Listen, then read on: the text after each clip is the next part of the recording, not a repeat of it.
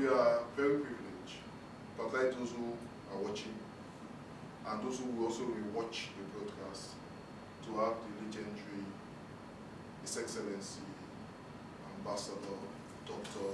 Abraham Samuels are always great people. So it's a privilege to have you here, sir. Yes, ma'am. So, sir, these are young professionals. As a matter of fact, the way my life takes a quantum leap from where I started from gives me an idea that anybody can become anything. I am a testimony that anybody can become anything. And there's way God used to arrange it. He will arrange it and nobody can take the glory that say he did it. There's nobody that can come out and say I was the one who did it. In fact, the people we thought would do it disappointed us. So I'm seeing a lot of captains of industries, people who will be the aim of affairs in the next few years of this country, all those watching online, people who will take this country to the next level. Jesus wanted to conquer the whole world. He only started with 12 people. When the 12 people captured the spirit, we were not there, but today all of us are Christians because 12 people brought the gospel. It does not really move with the crowd. Just few people are ready to carry the spirit. So we have people from different sectors, event center, catering, visual artists, fashion design, IT, and the rest. So sir, we'll give you the floor now and basically share life experiences with us. Please, can we jam our hands together as we welcome Dr. Abraham Harrison. Emphasis on the Samuel, am I correct? Thank you. Am I permitted to stand or to sit? Okay, well, you said I was taking the floor, so I want to stand so I can roll the floor away. Okay. It's a very great pleasure to be here. And yes, I know he's mentioned the mentorship scheme to me last year in the middle of a lot of activities that's about to start. And I'm happy it has started. Now, the truth is, if we look at mentorship very, very well, from my experience, a lot of times if you have someone in front that you can copy from, you copy. That's mentorship. What if you don't have anybody to copy from? What do you do? What if you have more than one person to copy from? What do you do? How do you take the decisions that will move you forward tomorrow? A lot of time at the younger ages, you may discover how difficult it is to take some decisions for yourself for tomorrow because there's a lot of confusion. Confusion from background, environmental factors, peer pressure, family pressure may force you to take some decisions. At the end of the day, you may end up not being like the first mentor you had, possibly because along the line you discovered a number of negative outflows from the person, and you decide to change ways and change places and change timings. And a lot of times when you do that, it actually sets you back a bit. Because possibly with the mentality the person has, all he or she is waiting for you to do is to imbibe everything so that he will jump you there. But maybe sometimes the back of your mind just sounds a note of caution. If he has succeeded in this, how true is it that I will succeed in this thing? Especially if what he has been succeeding in is slightly negative activity. Nigeria is a big place. Today we have a population of about 200 million with you, but because he would like to keep giving you stipends so that you keep saying every day, thank you, sir. So he will accommodate you. His doors are open, you call him, he will pick, and you always want to explain to him or her what you want to do that you possibly feel will move you forwards. Now, if you're not very careful, you will take every answer as very serious. Answers like, oh, okay, my dear, okay, that's beautiful, that's beautiful. I'm going to be in New York tomorrow, and I will be there for the next 2 weeks. When I come back, let's discuss it. You go home happy. You wait for him for 2 weeks. He comes back in 2 weeks, you go back to him, and the very moment he's receiving you, he says, oh yes, so how do you say you want to do that thing? You start explaining. At the end of the day, he says, okay, beautiful concept. Give me some time, I will digest it, and I will call you. A lot of them, in the middle of all of that small comfortability they're giving you, they're taking those ideas from you and making use of it another way. A lot of them. I'm telling you from experience, a lot of them. There are a lot of things about me that, there's some small 2 things he wrote about me that I said, no, remove it from the advert. Because who we are, we don't go around making noise around the place that, yes, this is who we are, this is what we do. So in the course of life, today I'm very happy that technology has gone so advanced that all you need to do is think up an idea, and throw it into Google or any other social media handle. You can tell the pulse of people on it in 5-10 minutes. In those days, something like that. My essay can be me witness. Sometimes we sit down here and we're calculating something. Okay, 1,250 plus 500 something plus something, and I'm doing it off by heart. Before you press your calculator, I've finished.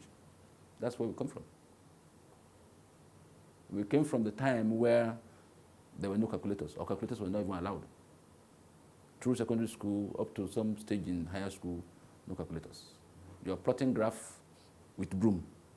Rulers were really, available in the market. You know, you use your pen. You had to use a tape. My mother's tailoring, tape to measure the length of my pen. They said it was 6 inches. I didn't know it was 6 inches until I measured it. So the teachers already knew then. So when we were asked to draw a triangle, 4 inch by 5 inch, you quickly use your finger to measure the pen to see how you can draw it. And you have to do it to accuracy. Today, you don't need to do that. It's very simple now. You have the mathematical set, where you can pick up one thing, draw a semicircle. If you tell you how we used to draw semicircles, do this, you laugh. But then, here we are talking about mentorship. Like I did say, mentorship is about what? You want to copy, somebody wants to advise you on 1 or 2 or 3 areas. But my advice is this: in every kind of mentor that you come across, let your brains be open. Let your heart be open. Don't finalize on whatever your mentor has told you. As soon as he's told you that, go and do more research. In other words, don't put all your eggs in one basket. It's never safe. Now, people also come from various backgrounds. Those various backgrounds also determine the kind of mentors they have in front. If you look at our people in Nigeria, the novel rich people, discover that it's not a matter of religion, no, it's a matter of ethnicity. They intermarry. To hell with what anybody thinks. Now, in our own domestic environment, you want to do that, you discover that before now you'll have some loggerheads. Are you sure you are ready to bring a Yoruba woman to an Ikwere house? Don't you know that those things they do there are not allowed here? Or you are going to visit your fiancé's family, and for the first time, they tell you as a man, you have to dabale, you have to prostrate. It's an art that is not in your own ethnicity. So how do you... So those were some challenges. But when the newly rich want to get their children married, they don't face that. And the reason is that they just want... They're capitalist in nature. So they want to keep those financial instruments within their control. So if you look back at the story of, say, a mentor I mentioned about, that is giving you a lot of comfort, but meanwhile he's taking all your ideas. The first thing your mentor checks is to see the viability of a project. Oh, it's beautiful, it's fine.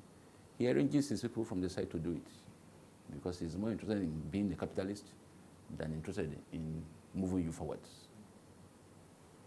The number of mentors we have in Nigeria, I must be very sincere, who are ready to move the other person forward are not many. It's only in, say, the 45 to 65% of Nigerians who are from the middle cadre to low cadre are the ones that keep praying every day. If I can't get it, you, my brother, go and get it. You, my sister, go and get it. Okay? Waiting for that breakthrough that will surge one of you away from that fold top there. But the ones at the top there, they don't want you to come. So if you're looking for the ladder is not even there. You have to create your ladder to get there. So it means if you want to get there, you have to look away a number of times from the direct advice that your mentor is giving you. Take it, go and do more research on it. If he says go left, go and go right. Don't go left. If he says go right, go the other way. That's the way to break through. If you have a mentor who is working in a very big organization, big office, and you always go there, he receives you warmly and all of that. Watch what will happen to him if he comes to the office one day and discovers that you're sitting with another director who is his colleague. The first question is, how did you get to know him? So what are you doing with him? Now, if you're smart, that only tells you one thing. He wants to cage you. There's no mentor that wants to cage a mentee who has dull ideas. If your ideas are dull, he doesn't give a hoot who you mingle with in his office. But when he knows that you're smart upstairs, something is coming, he wants to cage you. So if he sees you somewhere else, he will challenge you. No, I've told your uncle that I need to take care of you. So anytime you come to my office, make sure you call me before you come. I don't want to see you mingling with other members of staff or directors. So how would somebody who wants you to develop be caging you? These are silent questions that people don't see, especially the young ones. We don't used to see it. I'm also a young man, by the way. I was just 28 and a half yesterday. So I'm also still going through the mentorship scheme. But of course, the difference is that I came up hard, real hard. I only have a soft exterior. My inside, don't go there. I walked the bushes, I walked the roads, I walked the waters, I walked the air, name it. And that's why when I said, I told you that, what if you didn't have one person to mentor you? What if you had 5, 6, 7, 10 people as mentors? And let's assume there are 10, and none of them are into negative things. Definitely they will influence you more. So what happens to you tomorrow? How do you come out like, by the grace of God, the way some of us have come out? Without ending up like them. Today, a number of them are still alive, and they envy me. I tell them, sir, you don't need to envy me. I listen to all your advices, but the responsibility for every step you take is you. Don't blame it on anybody. The responsibility for every action you take is you. It's not the person giving you the advice. That's why I said when you have a mentor who tells you go left, go right if you want an action. If you want a pre-process plan, go and do research on the area he said you should go to. And agree within yourself that yes, you're going left. Because I tell you the truth, if you go left and you fail or something happens to you, he will not own up to the fact that he advised you to go left. He will say it's a responsibility. So you need to understand when responsibility is now solely on you. The only mentors that have been able to occupy 99.9% space as best of the best are your parents, your father, your mother. Till tomorrow they will continue to occupy. I'm not giving them 100% because, yeah, some things about life has made some of them a little bit reserved on some things. And besides, when you start bearing children, you'll be shocked someday you have, say, let's assume you have 3 children, and one comes to you and says, Daddy, amongst all of us, who do you like best? Mommy, amongst the 4 children, who is your favorite? I'll tell you one truth. As a father, you must have a favorite, but you dare not say it. You must try as much as possible to treat all of them equally. You keep your favorite inside your system. Let it sleep there, let it die there. All the days of your life. Same thing with the mothers. Now, if you imagine the psychological torture a child will go through knowing that he or she is not your favorite, but the other one is your favorite. If you can imagine the fight that will start happening in the house. And you know, children don't know how to hide their feelings. They will start discussing it. Daddy, but you said so. You said this one is a favorite.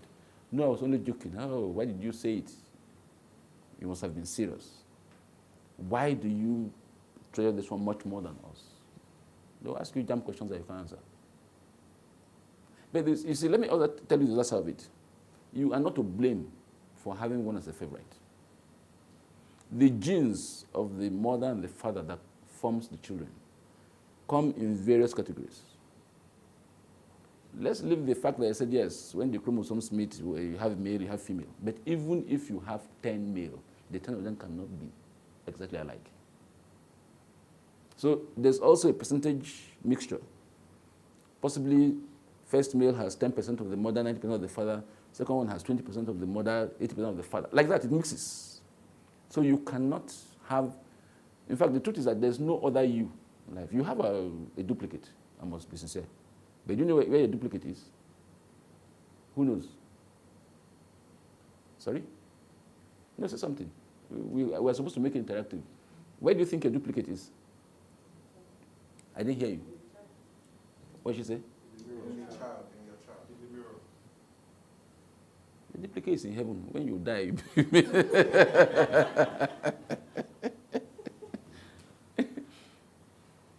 So, like they say, who sang that song? Is it Bob Marley? So you only live once.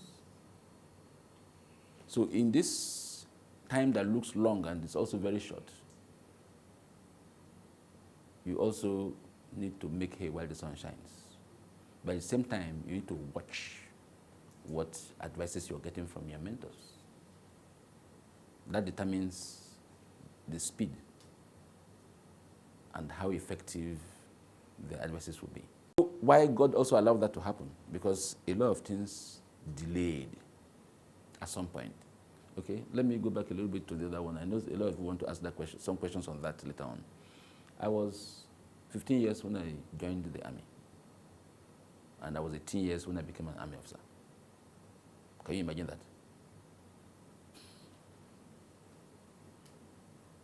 But then, when I was 21, 22, I discovered that I was the last set for secondary school. So even if I remain in the military till I become a general, I will be a general with secondary school certificate. Who will help? Who will help? Tell me now. So I said, no way. I must go back to school. So in between, I had to start pushing myself there, pushing myself there, pushing myself there.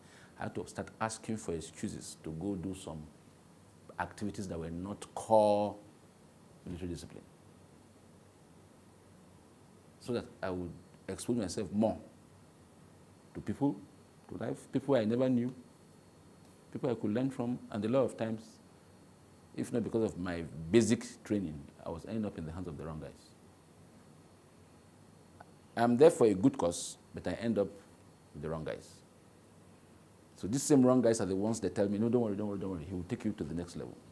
That's why I said, when your mentor tells you go left, look twice. If you want action, go the opposite way. If you have time to process it, go and do more research on it. I've had so many mentors in my life. Till now, I still have a mentor. I have them plenty. Either retired military people or retired professors across the world. They're there. So what it has made me get is this very curious mind. When I meet you for the first time, I am watching everything about you. You may not know.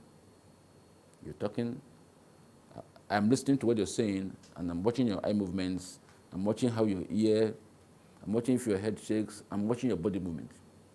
It gives me a lot of things. Why? Because I have learned both through academics as a psychologist and through physical life.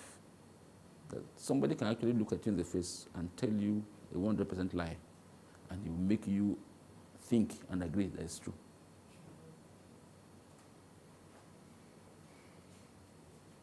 They will look at you very seriously, eyeball to eyeball. You know, in those days, they say if you're looking at a child and you're asking him or her a question and she throws her face, that means she's lying. Today, a matured man will look at you eyeball to eyeball and tell you the lie that would harm you. Then when he enters into his office, he will go and smile. So, man, that small boy thinks he wants to come and make 1 million. Does he know the color of 1 million? Do you know how long it took me to make 1 million? If you look at it very well, how many professors do we have in Nigeria these days that are young? Do you know how they frustrate them through school before you become a prof in Nigeria? And you see a 23, 24-year young boy, young girl across the world, prof. You see them as orthopedic surgeons. You see them as what's that name again? Surgeons. Young children. In Nigeria, we don't like ourselves, so before you're given a prof, you must be like 60 years old. Retarding.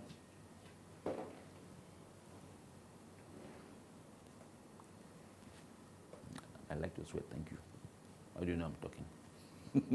Sorry, I'm that very straight. I don't have any skeletons in my cupboard. I see it as it is. Okay? So, there are a lot of things that we have lost in Nigeria that has not helped the younger ones coming up. A lot. If we had this, the first time we had a mentorship scheme was when I was in the office working with the last President Jonathan.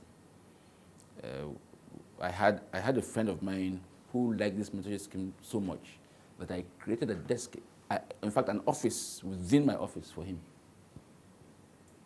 So he also was doing research on the mentorship, and I was doing for him. And then we came up with 2 topics, de-radicalization and radicalization.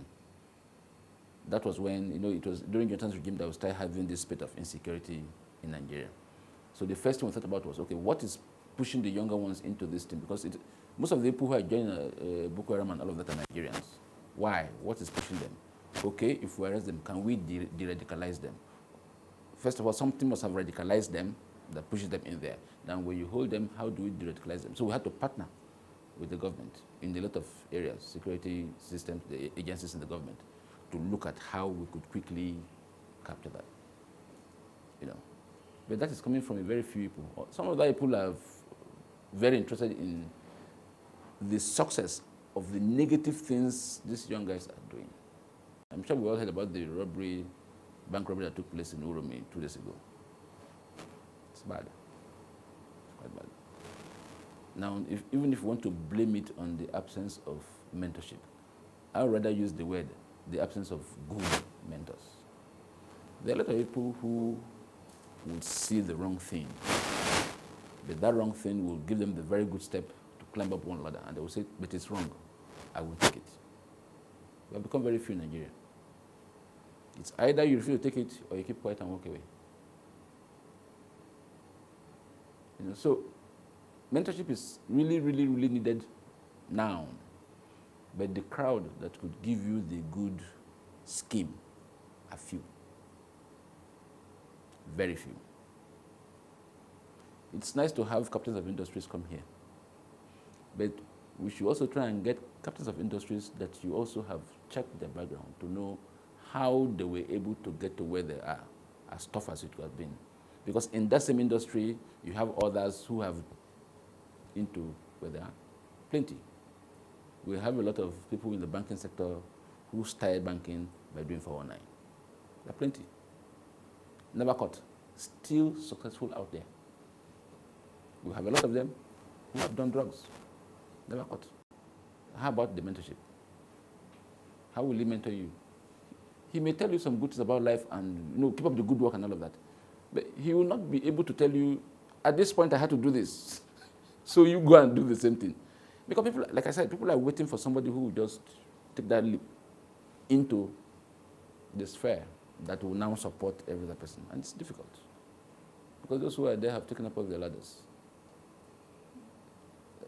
looking at what's happening outside the world, Russia, Ukraine, I heard over the news that the Nigerian government was asked to come and carry Nigerians away.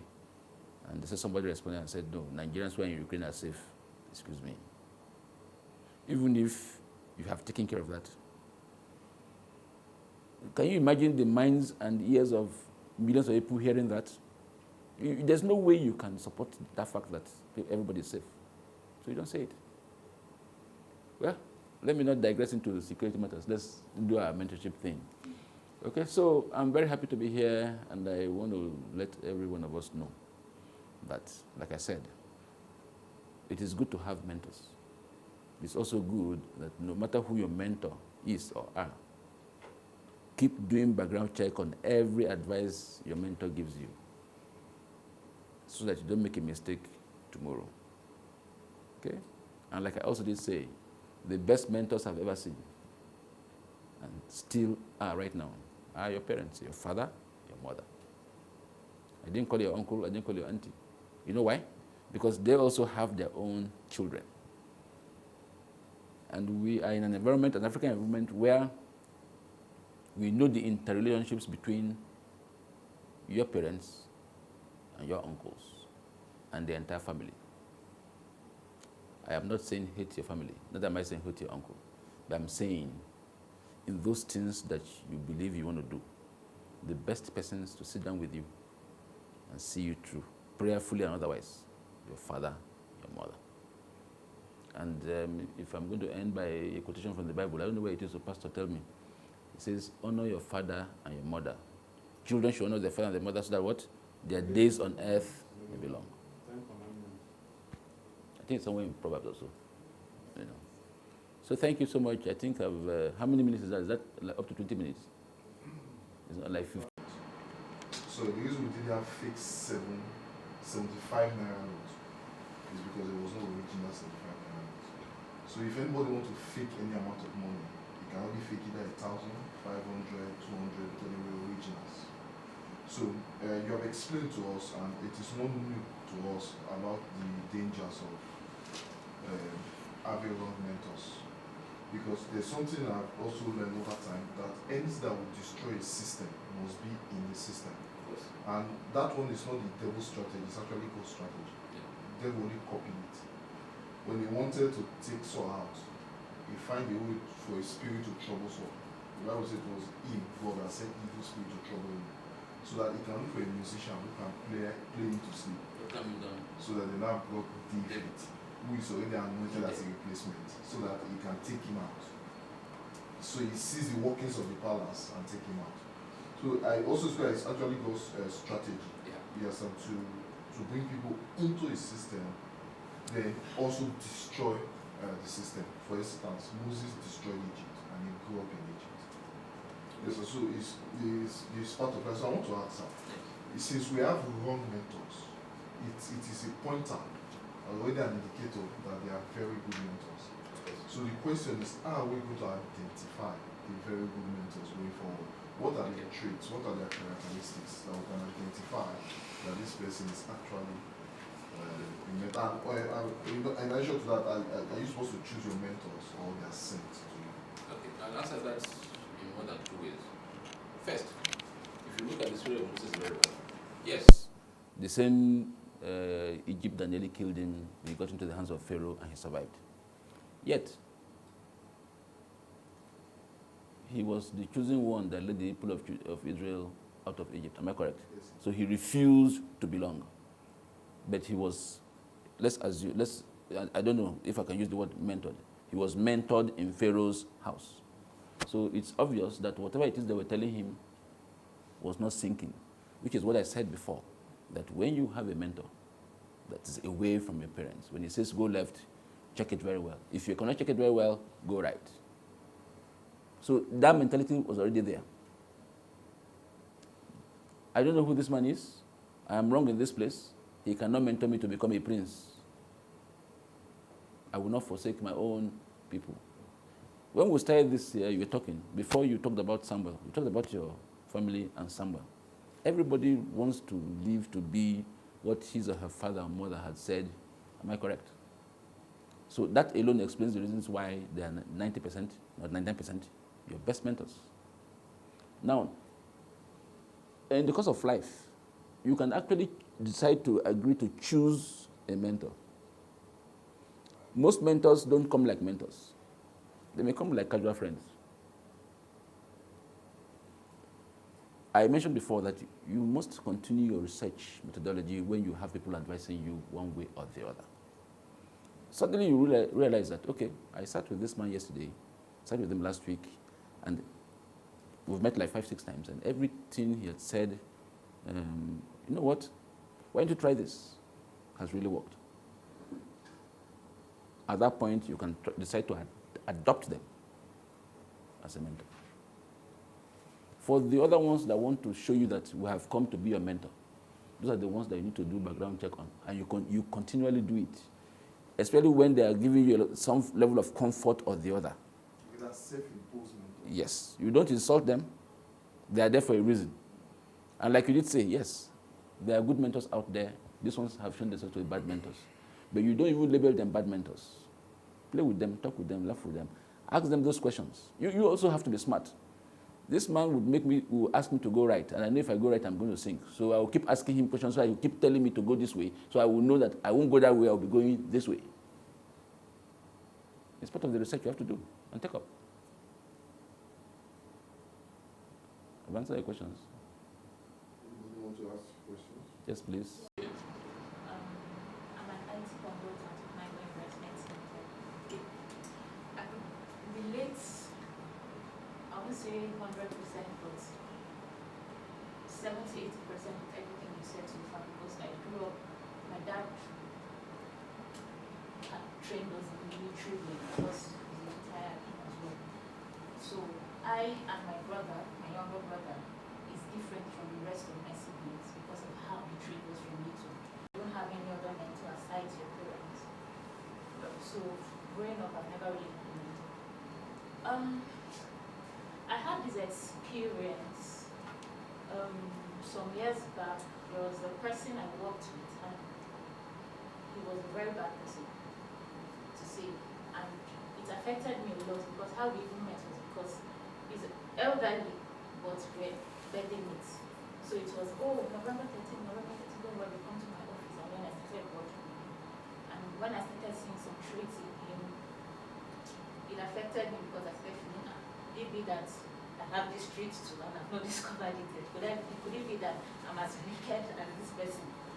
You know, so it took me a while, you know, to take that off. It took me working with another place, a better person, to realize that, okay, this one had its own problem. You know, so my question is, and it's been years, but now we had a very bad fallout, you know, because of character issues and everything. So now he's checking up, how you doing? Wow, how are you doing? Come and visit, and I'm questioning, I'm weighing, what's happening here? So the question is, when you discover someone, he was not a mentor to me, but he played a significant role in my life. When you discover someone turned out to be a bad mentor, how do you handle such circumstances, especially when it's affected you in a bad way, mentally, psychologically? Okay. First of all, I want to apologize for what you went through as a young person, but then it is expected. Okay, so it's not a surprising story you've just read out. I said something here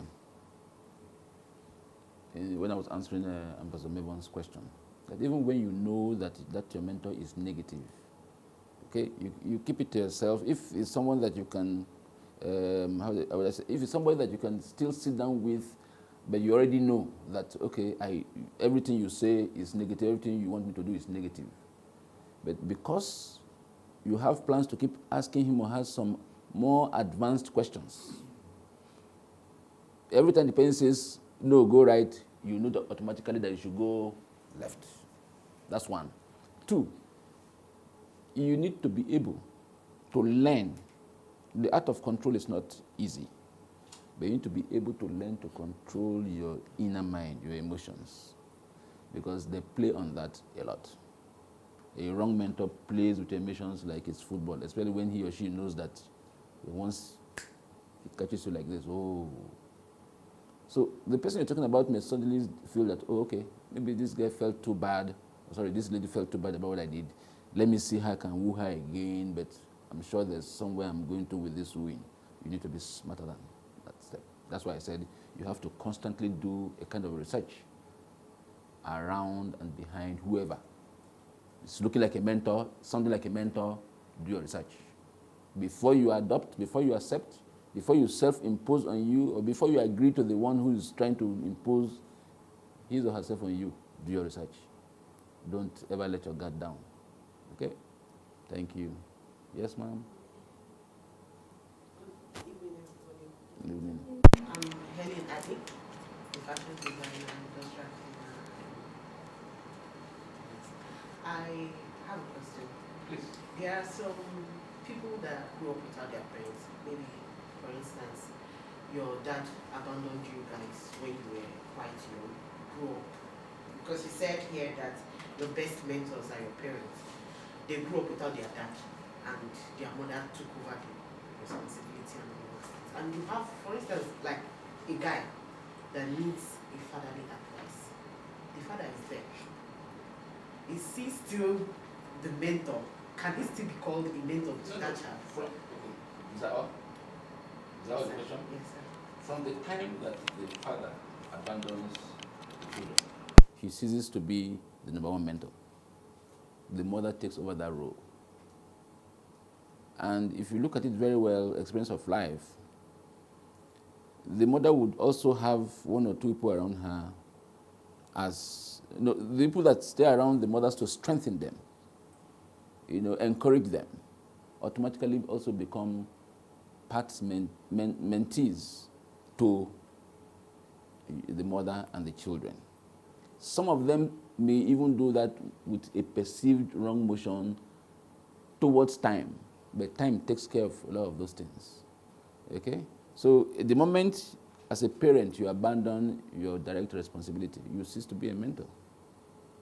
Because that's your primary assignment. That's your first responsible calling. That's why when you go to a marriage registry, they ask you, are you sure both of you are ready to be responsible? And you'll be like, responsible for what? Responsible for what? For everything. It's only within the family echelon that you start discussing rent, light bill, water bill, name it, children's food. Not when both of you are not together. So those are the things that train people into responsibility. So you get up from your house and you know that you have a family to take care of. Whether you're calling or not, some are very effective communicators, some are not. But they will make sure that the family are adequately taken care of. So the moment you leave that primary role, you cease to be a mentor. Yeah. So I want to ask a question slightly different from this. Okay. In my experience, I've discovered that most challenges people have is what I call the micromanagement of assumptions. Okay. Now, in explaining that, I'll tell a very short story. Okay. To try to buttress my point. When I was 8 years old, I still remember it like yesterday, because of the situation. When I was 8 years old, we had this elderly girl. That was the first child from my mom. We had this elderly girl. It's like me, my father was not there at all, so I cannot even say he's a mentor. So there's this elderly girl who is a bit elderly than us, who takes care of us when our mom is around. So my mom, this certain day, she went into her room, she made the room herself, tried to dress the room, the way they dress their room in those boxes. So she came out from there after sweeping to try to trash. So the girl then entered the room, and I don't know what happened. So as I was going into my mom's, I met her by the door. I saw the room was smelling badly. And when she walked past me, I noticed she farted in the room. I don't know what was wrong with her tummy. So I quickly grabbed what I wanted to grab my mom. And on my way out, I met my mom at the door. So you're guilty. So my mom asked me, why did I fart? I know I did not. But all evidences were against me.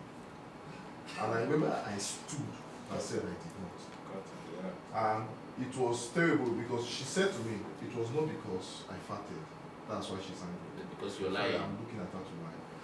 And it provoked her to the extent she was eating me. She even used her mirror mistakenly out of anger to eat me. And the sky is still on my back. At 8, so I still remember. That incident, I did not do it. And I know I still did not do it. Yes, sir. The person who did it, the person who did it, yeah. You could see the guilt in her face while I was going through that. Same. But every evidence was against me. As a matter of fact, if I was working before I started, there were a lot of allegations against me. I did not do them. Yes, sir, but the people there had evidences stating that I did. And as a matter of fact, my name went viral, all kinds of things where I saw disclaimers, I saw report here, I saw report organizations stating that Melvin did this, Melvin did this. I did not do it. Me myself, I know I did not. But all evidences were against me. So all I needed to do, I just went in my inner place and started praying. I said, God should actually use my results to silence those people accusing me. Because there was no way I could defend. Because they had more resources, they had more connections. Yes, but I did not actually do that. So I want to ask her, a lot of people are victims of this. I've seen marriages break. I've seen people lose their best people. I've seen homes shattered because of this micromanagement of assumptions. The evidences will be so against you that you think your best man actually did this. And by all evidence, he cannot even explain that he or she did not do it. As because I know your background in intelligence. So I decided to say I should ask these questions. In a situation like this, it looks easy, but you know, as a leader, even in our sphere, there are information that comes to you sometimes. You try to weigh this information. This person really act like this, this person really trying to do this. Yes, so I don't know how one can come out of such situations. Okay. Sorry about your yeah, but I can also let you know that what you went through is up to 15% of what I went through. What are you talking about? Well, but the truth is this. Personally, I had to learn through these hard activities to live one day at a time. Once my conscience is clear, I don't care if you put a handcuff on me and throw me inside jail. Time will tell. And a lot of times too, I've come to agree with the assumption that there's nothing that you go through that the Almighty who created you is not aware of. Did Obasanjo not go to prison and come out and become president of Nigeria? Who believed that he would do that? Or that will happen to him? So sometimes there's a way the world forces you to fall on your back. Not because it wants to destroy you. It just wants you to look at life again and thank your Creator that you're alive, first of all. If it is envy, we have 1,000% of envy is here. Your place of work, horrible. Especially when you're working in an environment where there seems to be a lot of financial gains. The envy is not here. The ganging up, you can least imagine it.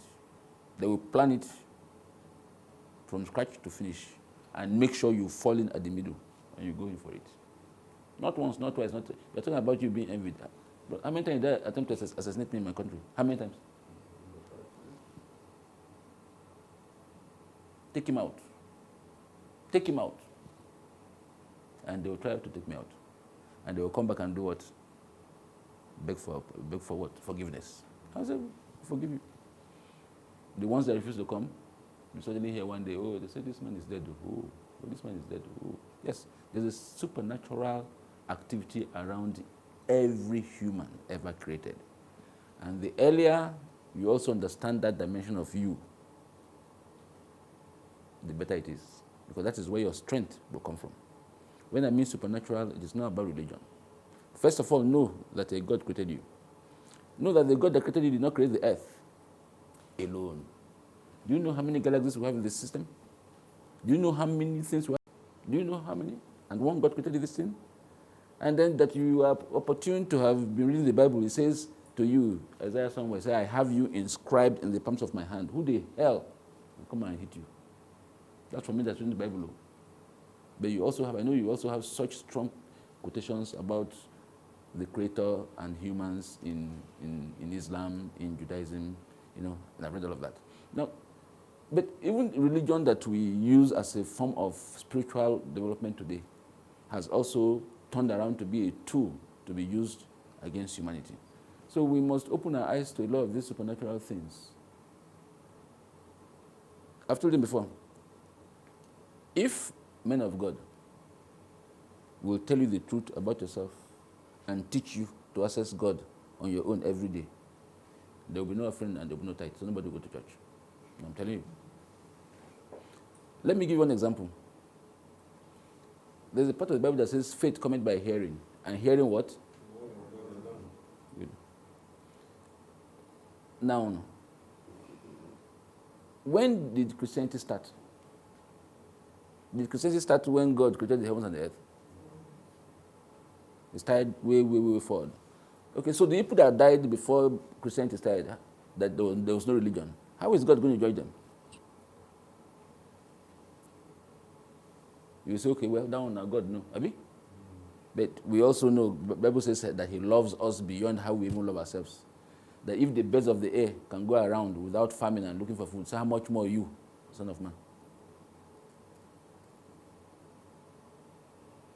So there are a lot of things that we need to look at beyond what we think we're saying. First of all, you're not a human being.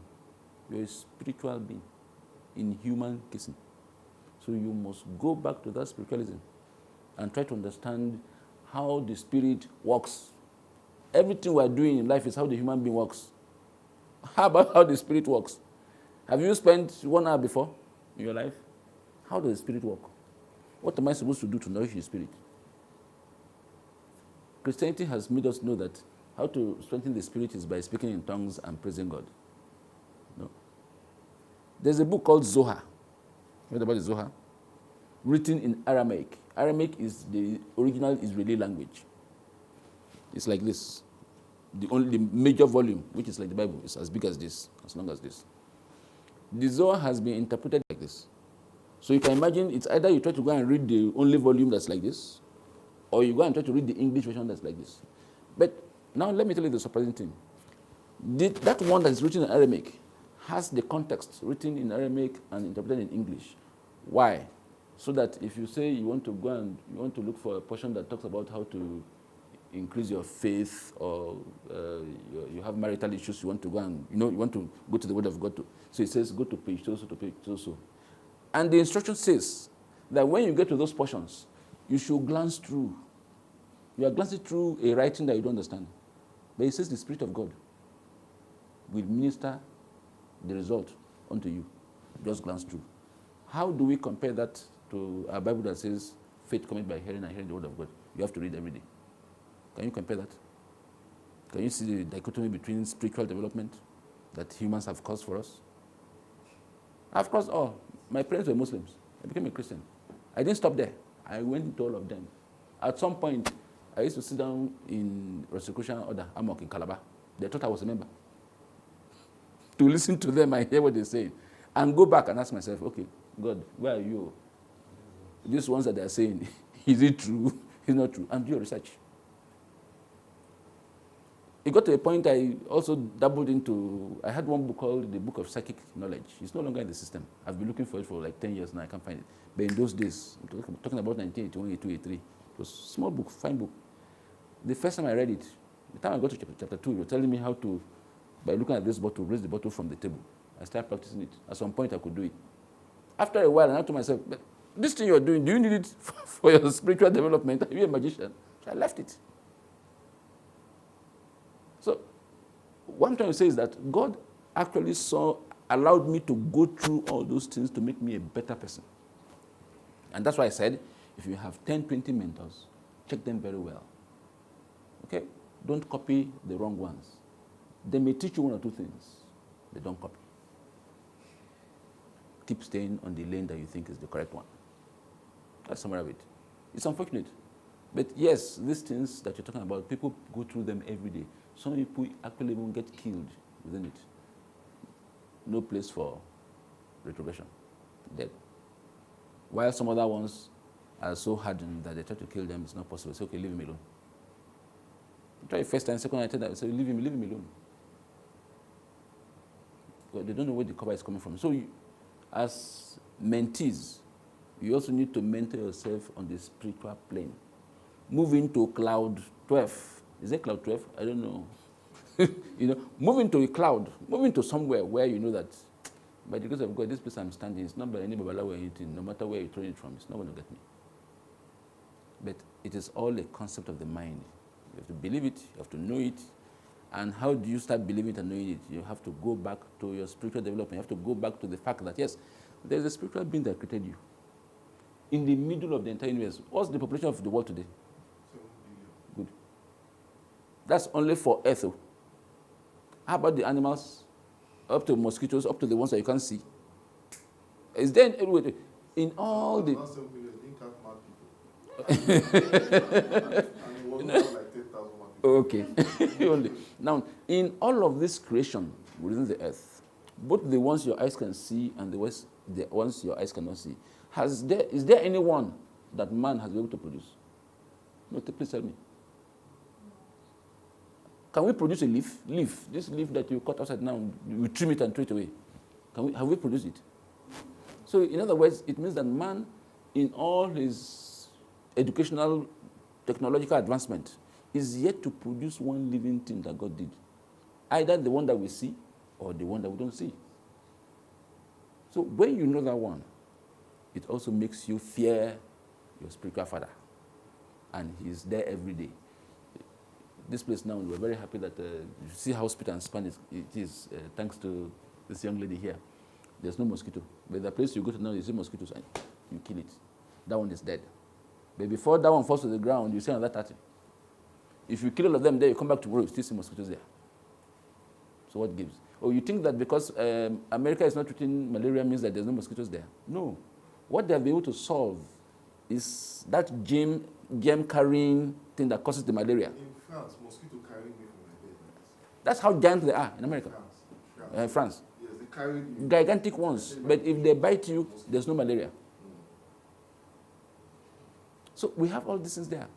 And to me, the first part of these things that touches my heart is, okay, this same God that created me, created these things. And you say I should not fear him. Let me fear him. The more I fear him, the more he will protect me. No, I'm telling the truth. The more I fear him, the more he will be guiding me.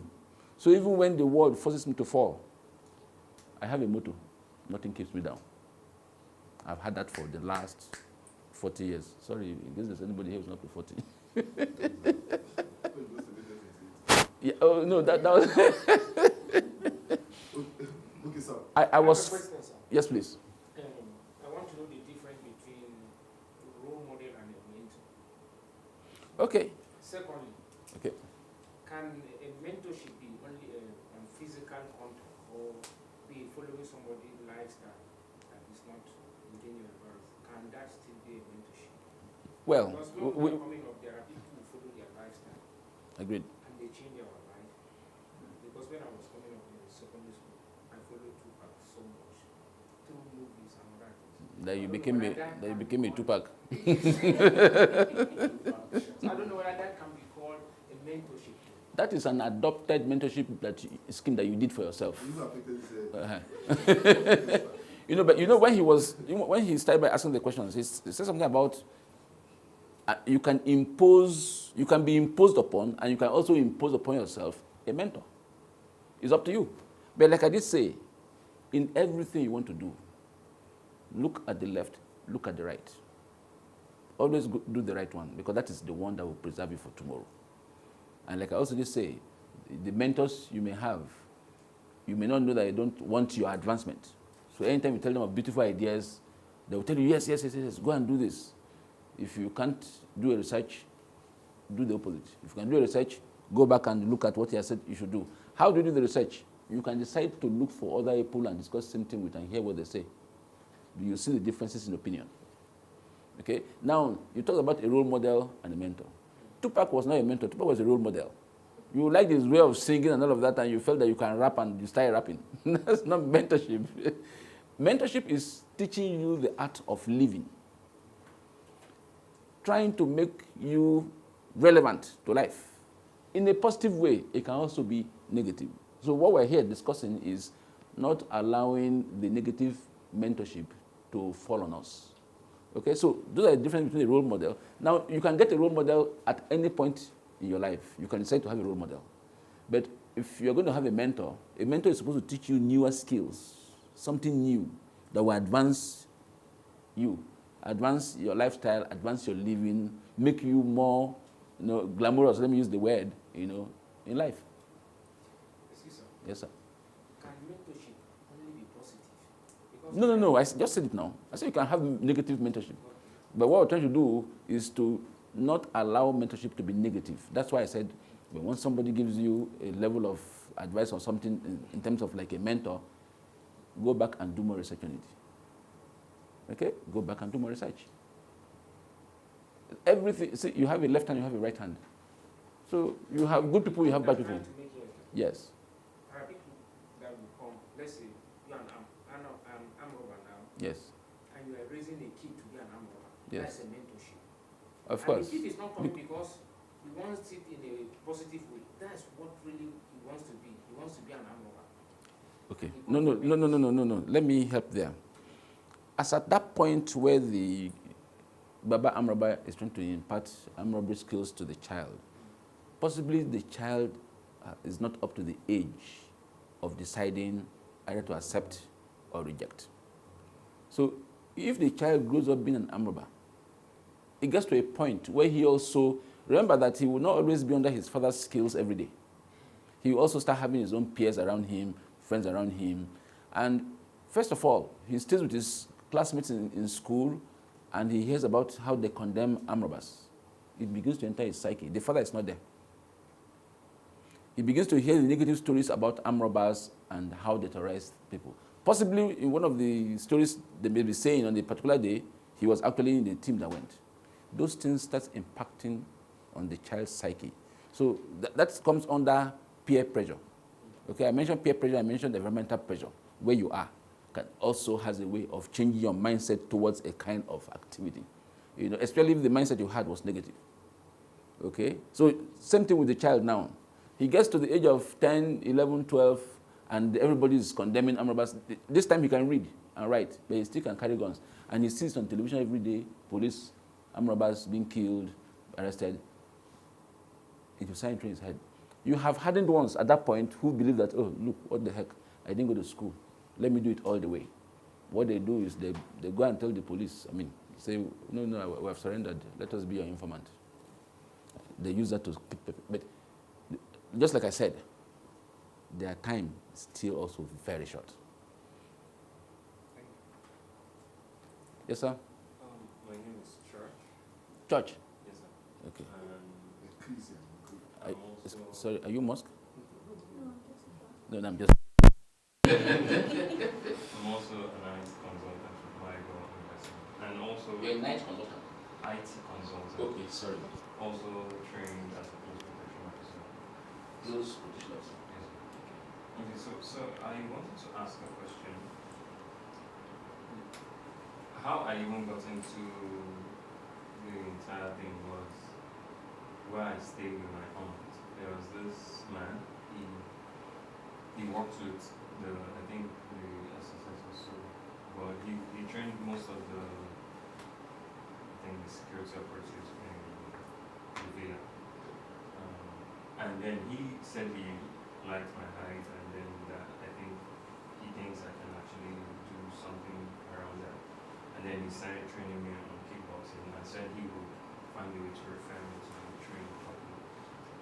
But I noticed he was very busy. He would always come back very late, and then I would even not have time to see him. Fast forward to when I got to meet someone I think I really like what he does basically. He's a close protection officer. He was trained in the UK. And then I tried reaching out to him as a mentor to take me under his wings. and he wasn't forthcoming. Most of the time, he would tell me, I'll speak to you soon, and then he would not reach out to me. So someone paid for me to be trained by him. He also has an outfit here in Abuja, the barricade executive. But he wasn't also forthcoming, and then even he promised getting me a job to train and get to know the basics, if not anything, after I've been trained for a few days. But after so long of promising, he would call me, I should just get ready. He did not call. And God help me, I got other jobs that took my mind off it. So when you have people you really want to mentor you and they're not forthcoming and you've tried as much as possible to reach out to them, what do you do? The area, you're specific in the area you mentioned that you wanted somebody to mentor you. I must say, it's a very difficult area to get mentors on, being an area that I know very well. Really to train you and some other people for a few days. He's also trying to keep you within the level of training that has been paid for. Now, the level of training you paid for determines the level of understanding you should get about that thing you're talking about. So it goes beyond mentorship. This is actually a close quarter protection training. Okay? Now, most of the people that you see, but if you don't have that and you are going in there, the training is segregated, step by step. So first step, beginners. This is what you need to know. They will tell you that. Nobody will tell you anything about the second step until the training for second step starts. So when you get to second step, you now discover that that's why they have been able to keep the discipline as it is, without it having a lot of leakage. He can decide to have 2 or 3 supervisors. He can decide to have supervisor admin, supervisor operations, supervisor of accounts. So they are all tied to that level. But as supervisors, it means that they also have gone through the grade 1s up to supervisor level, while you may be in grade 2. Okay, now if you're driving past CBN now, you see a lot of security people outside there on uniform. Now if you're going in, the person at the gate will tell you, okay, I've screened your document, please go. When you go in, talk to that person. That person is not the same level with him. He cannot jump it. That's part of the profiling. If you're at the gate, you don't have any business within the doors entering CBN. You are at the periphery. You're still within the environment every time. Whether you're off duty or on duty, you don't have a business doing in there.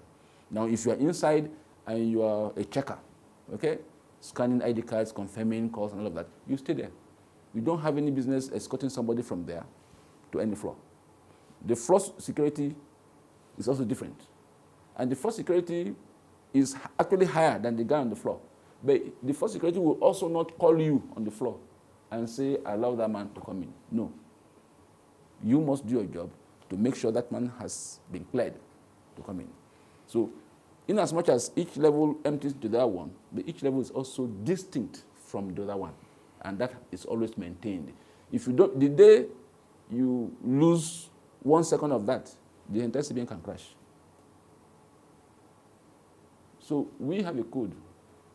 To prevent is better than to avoid. Not cure. To prevent is better than to avoid. When there's an avoidance, there will be casualty. But when there's prevention, no casualty. Now I'll give you an example of, let me break it down. Challenging. In law, there's this popular saying that it is better you risk saving 1,000 criminals than to sentence one innocent person. That's a popular saying, that the judge can risk saving 1,000 criminals than for him to sentence just an innocent person. So that would tell you the importance attached to putting crime on somebody who did not do it. When I'm around your age, sir, and for instance, I'm sitting in the board of a conglomerate, I want to be able to make decisions. Because like I said, there's so many politics going on around. I want to be able to make decisions where an innocent person will not be captured. So what I'm trying to ask is there an intelligence for it, or do we need to not depend on the spirit of discernment, that's spirituality? Because, yes, that's the point I'm trying to do. Because Okay. people have sentenced innocent people. You see somebody going through a lot and he's pointing finger at somebody who did not even know anything about the whole situation. So is there an intelligent way to decode that somebody's... Yes, sir. You have an office that you're running, and you have personnel. Yeah. And I'm sure you don't leave all the activities to the personnel alone. You possibly have CCTVs to watch and all of this and all of that. Sure. Good. If you have transactions within your environment, it means you can monitor, you can sit down through Sunday and watch your entire CCTV from Monday to Friday to see what transpired, what happened, who did what and how. If after that, next week, one of the personnel comes to tell you that one person did that, you can actually refer back and say, this is wrong. That's an intelligent way. But a lot of times, some of these areas don't have this kind of intelligence capturing activity, which a lot of people are also actually asking them to get, and they're reluctant to do. So until we get to that point where we agree, okay, America is known to be a free country, am I correct? Yes. But I keep telling everybody, America is not free. America is the least free environment in the world. I'll break it down for you. Drive from Washington on Highway 91. Let's assume you are going to, let me say, you are going towards Ohio. Ohio is about 4 or 5 hours, okay? And before you go, enter a pub and go and drink some, in fact, just drink water. Naturally, because of a sitting position, in 30 minutes, your bladder will want to empty. You dare not stop by the roadside, in the thick of the forest, to say you want to use yourself. Can't do it. You are being watched. New York happens to be one of the most populated capitals in the world. Do you know how long it takes to solve a crime in New York? Check it. 10 minutes. Can you imagine with the crowd? It's happening in Lagos, and the area boys will just disappear. You won't be able to, ole, nobody's even listening to you. They have gone far technologically. And that's what they're using to curb this insecurity, because this to me is also an insecurity. The person is not secure, you're afraid. You walk in somewhere, your thought is, okay, because the owner of this place is not my father, it's not my mother, I'm going to, and that's one thing that we do. Okay, I don't know why it's so peculiar to our race, the green race, not the black race. Let me not put it on the black race. Okay, you walk into an office, you don't know anyone, it's difficult for you to get things done, even the right things. Somebody walks in, has a connection, to do the right things, he or she refuses to do the right things and decides to want to do the wrong things, and he has the capacity to do it.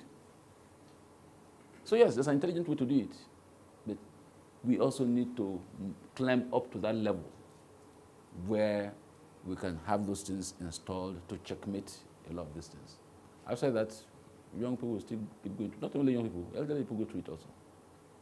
Okay, sir. On that, 91, if I decide to stop and win, in 10 minutes, they'll stop you. I'm telling you.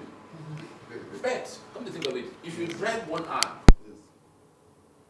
and park on this side of the road, not on this side of the road, you park on the opposite side of the road, open your hood. As a man, you open the car door and you stay there and wait. They will see you, but they will laugh because they will track you back to where you left and they will see you drinking 2 bottles of water. It's okay. It's call of nature. They know. Okay, I'll tell you one personal story. Okay, went to Washington, went to Ohio. Not in security. Environment, another environment.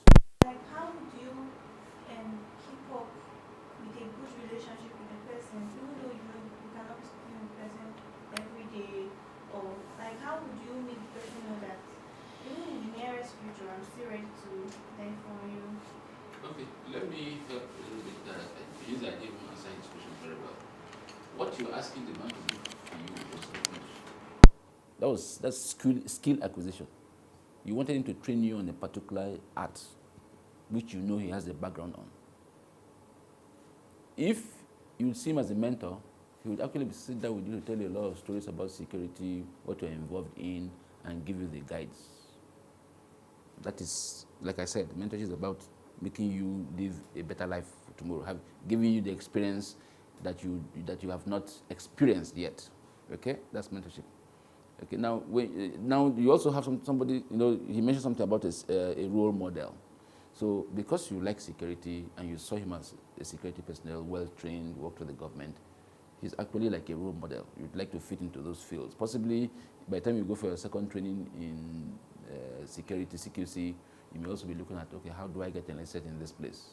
Okay, so that is being a role model. That's not mentorship. Okay, now her question is what triggered that. Now, sometimes you may want to impose a mentor onto yourself and the mentor is not forthcoming. You give yourself time. Okay? Time is always there. In as much as they say time runs away, but a lot of time is also waiting for you. There comes a good time. It's not, okay, I will say this. When you have a baby, okay? Okay? And the baby is 1 month old, you don't start holding the baby's hand to say, let me see if you can walk. So sometimes some of the mentors know that. They sense that, they know that, but they know that you're not right for it. So they will not tell you, not now. Answer for that. It may be from the day you're born, because like they say, children actually don't understand what the parents are saying. They actually copy from what the father and mother are doing. So that's the first mentorship scheme. That's why I said for the father, for a house, the father and mother are the first mentors. Now, as you grow up in life, you get to a point where you chart a course for yourself and you believe that you're looking for like minds. Now, the like minds may be people within your age, maybe people lower than you, maybe people higher than you. Now, you want to look up to the people higher than you as mentors. A lot of times we are wrong. You can have your age mate. You can have somebody younger than you by virtue of awareness and experience. In fact, if you want to put it spiritually, by virtue of inspiration. Okay? That can become a mentor to you, a senior. So mentorship is not all about junior, from senior to junior. No, it cuts across board. Now, the other angle is when you find somebody in tune with your aspirations, 1. 2, and you also discover that you have the same aspirations, but this person seems to have gone far, and he or she is not unhappy to render 1 or 2 or 3 support for you in the same area. Okay? Then you're talking about you have a mentor, a good one. A bad one may still be by your side and laugh with you, but from 2 or 3 advice he or she will give you, you know that, okay, he or she does not want you in this line because he or she is already succeeding. Like I said, a lot of people around are capitalists, so they won't tell you the tricks of their trade. So it's rather that they give you the stipends and you say, thank you, come back tomorrow, than to sit down and tell you, okay, you know what? It's a level playing ground. The world is a big place. I am all right. Can we do this together? Or if you're facing left, I'll keep supporting you. You understand? Those are the people you call mentors. The people that support you without looking for 5 naira, without looking for any favor. Happy that you're succeeding. Happy that they can give you an advice and the advice is really working. Okay? So there's no clear-cut time between when you can start talking to somebody to when you discover that the person is your mentor.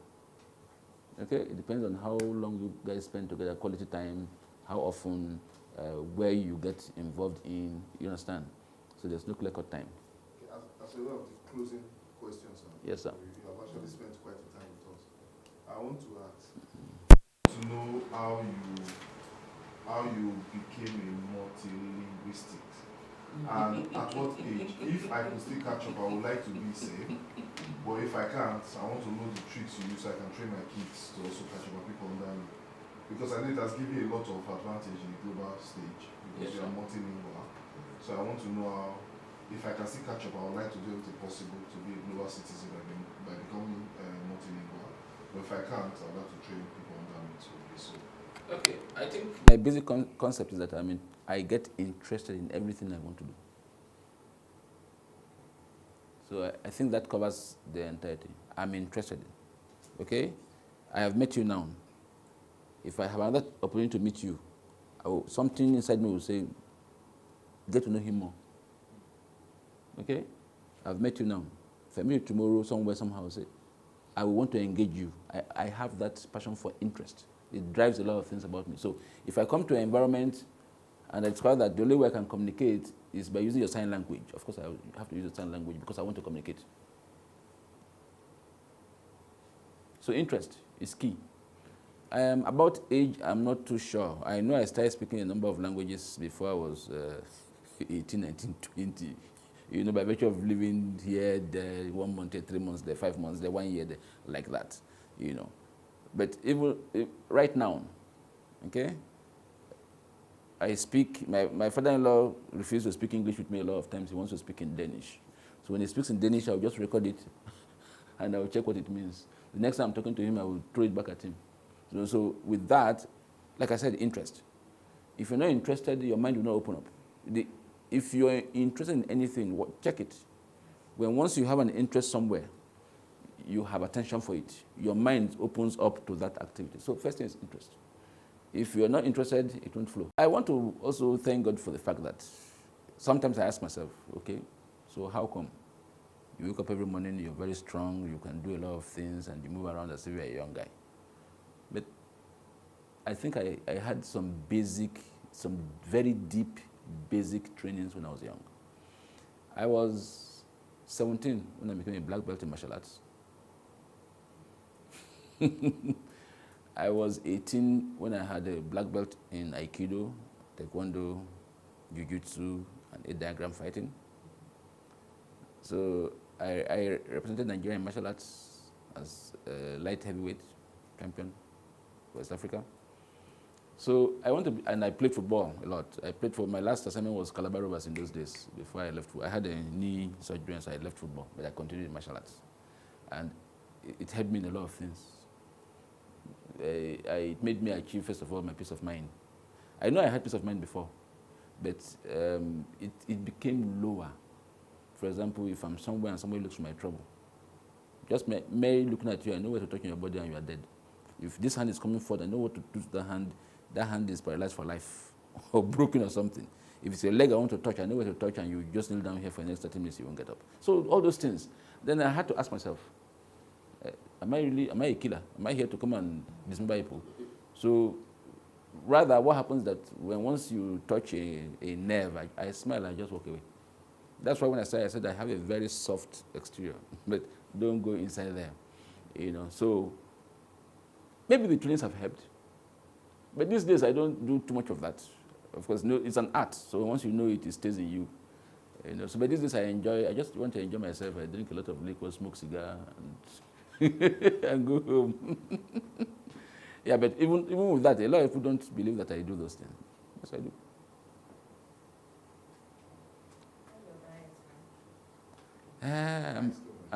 No, ice cream now. I'm very bad with food.